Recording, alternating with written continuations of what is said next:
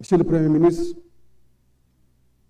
Mesdames et Messieurs, chacun et chacune en son rang, grade et qualité. Le Sénégal est un pays de dialogue. Ce faisant, Monsieur le Président de la République, en nous conviant à cette cérémonie, vous avez voulu inscrire votre action dans cette tradition républicaine bien sénégalaise. Je voudrais vous en féliciter et vous remercier pour votre invitation. Bien évidemment, nous allons dialoguer. Mais nous dialoguons pourquoi? Nous dialoguons pour le Sénégal. Est-ce que vous êtes d'accord que nous dialoguons pour le Sénégal? Si nous dialoguons pour le Sénégal, nous devons dialoguer pour les Sénégalais.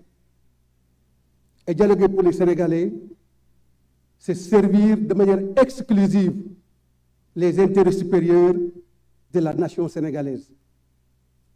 C'est la raison pour laquelle, Monsieur le Président de la République, vos actions depuis le début de votre magistère nous rassurent dans la trajectoire indiscutable des réformes à travers lesquelles vous ne ménagez aucun effort avec la majorité pour que le Sénégal constitue encore une fois un îlot de paix, un îlot de démocratie et un îlot de développement.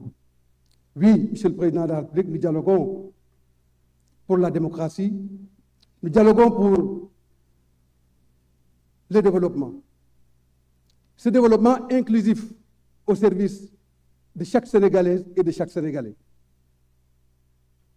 C'est la raison pour laquelle nous espérons qu'au terme de cet ajournement qui nous réunit aujourd'hui, nous puissions, comme le disait le président Senghor, Kahin Kaha, construire dans le dialogue les bases et les socles de développement économique et social harmonieux de notre pays. Le Sénégal, notre pays, est un grand pays. Nous avons un grand peuple.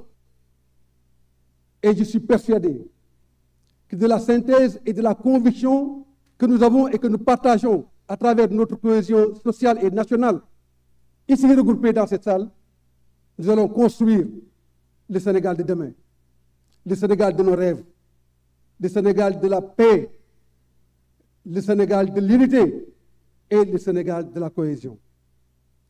Monsieur le Président de la République, permettez-moi, en ce moment solennel, de la trajectoire historique de l'évolution de notre pays, de dire ici avec force et pertinence combien il me plaît de saluer le combat héroïque du peuple sénégalais pour arriver à ce changement, à ces mutations, à ces transformations indispensables pour l'avenir de ce pays.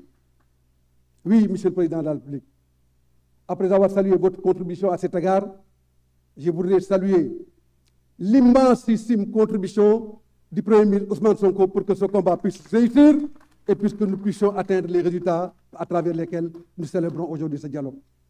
mbokk yi maa ngi leen di gërëm di leen sant di wax ne dialogue nag buñ ko waxee rek li président Senghor doon wax Kahin Kaha mooy nañu fexe ba ñëpp boole xol yi ci jàmm ak sutura ñu joxante loxo ngir Sénégal ndax Sénégal jar na lépp maa ngi leen di gërëm di leen sant asalaamaaleykum wa rahmatullah.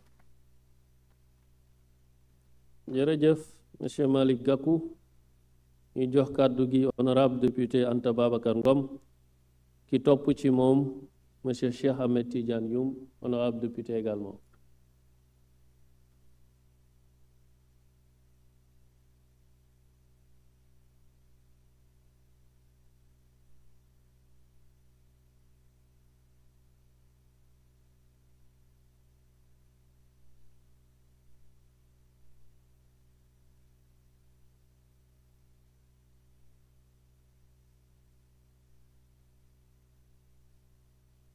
Monsieur le Président de la République, Monsieur le Président de l'Assemblée nationale, Monsieur le Premier ministre, Mesdames et Messieurs, en vos rangs, grades et qualités, il est des moments dans la vie d'une nation où le silence devient une trahison, où l'évitement est une faute, où seule la vérité, dite avec courage et avec dignité, pour ouvrir les chemins de l'avenir. Et ce moment d'aujourd'hui en est un. Si nous sommes réunis ici, ce n'est ni pour meubler l'agenda républicain, ni pour prêter à une mise en scène institutionnelle. Nous sommes venus répondre par conviction et nous sommes venus répondre par devoir. Parce que l'écoute, la concertation et le respect de la vérité sont au cœur de notre ADN politique. Mais aussi parce que nous devons collectivement respecter l'intelligence des Sénégalais qui n'en peuvent plus des combines politiques, des promesses sans lendemain et des stratégies de diversion. Nous espérons vivement que l'esprit de ce dialogue ne sera pas dévoyé. Monsieur le Président de la République, les Sénégalais, dans leur diversité, se sont mis ensemble pour vous élire avec un score sans ambiguïté. La plus belle manière d'honorer ce choix est de rassembler et de réconcilier le peuple autour de l'essentiel. C'est pourquoi nous attendons de ce dialogue un engagement sincère des autorités à tous les niveaux. Il est temps de changer de ton et d'abandonner les discours agressifs. La parole publique doit retrouver sa dignité. Le débat politique doit être assaini, purgé des injures et des insanités qui n'y ont pas leur place. Chaque parti doit assumer la responsabilité de maîtriser ses militants. À défaut, la justice devra jouer son rôle dans toute sa rigueur. Mais nous appelons à une justice véritablement indépendante, équitable et impartiale. Nous soutenons, Monsieur le Président de la République, sans réserve, le principe de la reddition des comptes. Mais ce principe doit rester un exercice de justice, non un instrument de violence, de vengeance ou un levier de communication politique.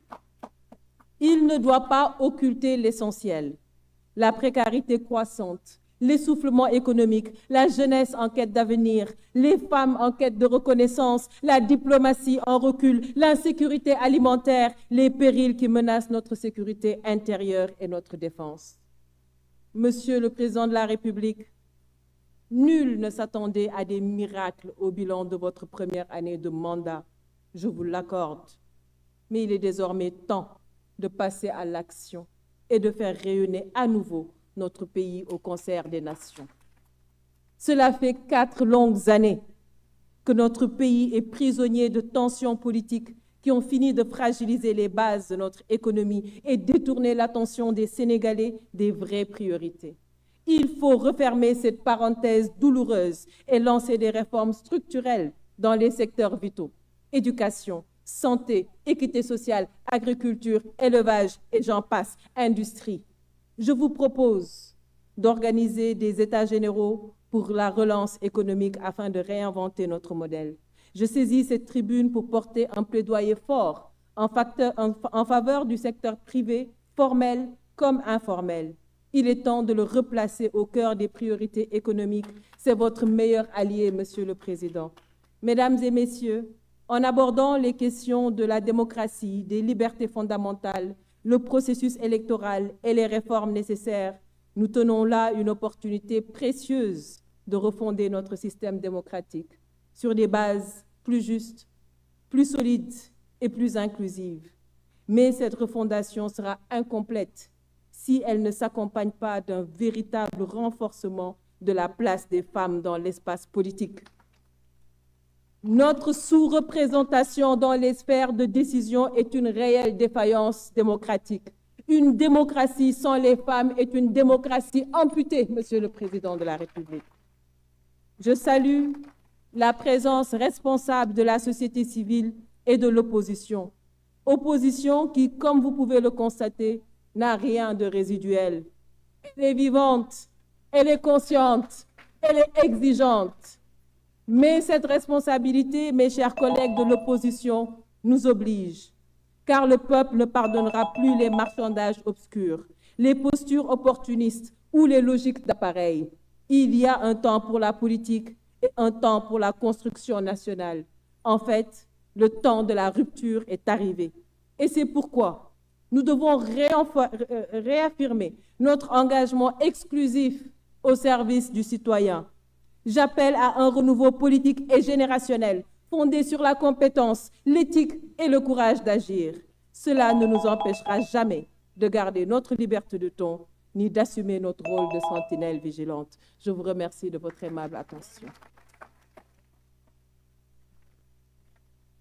Merci, honorable. Il y a le temps de la politique, mais il y a le chrono au dialogue national.